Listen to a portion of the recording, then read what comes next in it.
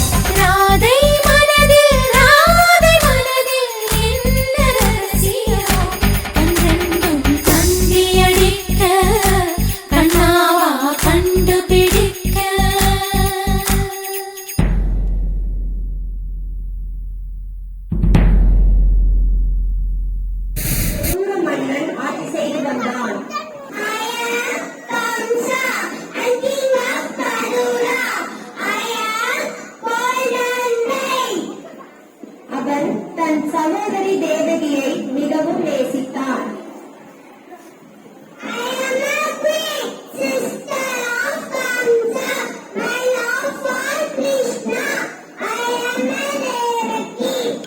கம்சனின் சகோதரி தேவகிக்கும் வாசுதேவனுக்கும் திருமணம் அரங்கேறியது.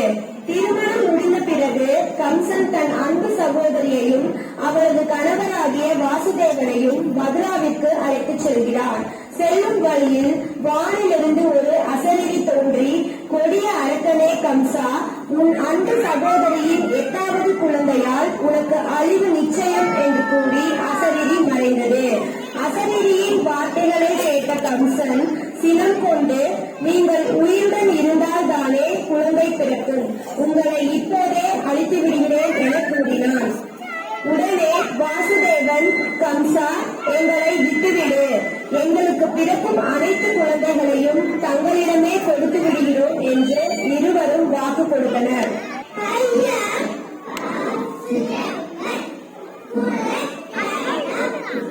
பின்னர் கம்சன் இருவரையும் சிறையில் அடைத்தான். தேவகிக்கும் வாசுதேவனுக்கும் பிறந்த 7 குழந்தைகளையும் கம்சன் அழித்துவிட்டான். 8வது குழந்தையாக கிருஷ்ணர் தோன்றினார். யசோதா மற்றும் நந்தகோபாலனது வளர்ப்பு மகனாக கோகுலத்தில் கிருஷ்ணர் வளர்ந்து வருகிறார்.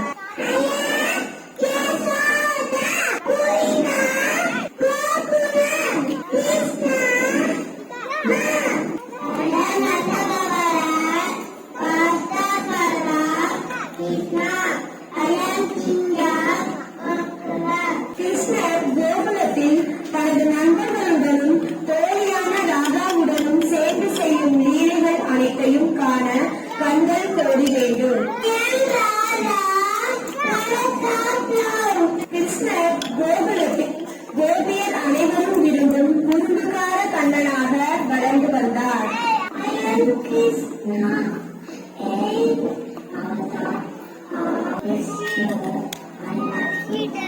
அகில உலகமும் போற்றக்கூடிய மாயக்கண்ணனை பிறந்த நாளை நாம் அனைவரும் கிருஷ்ண ஜெயந்தியாக கொண்டாடி வருகிறோம். நன்றி.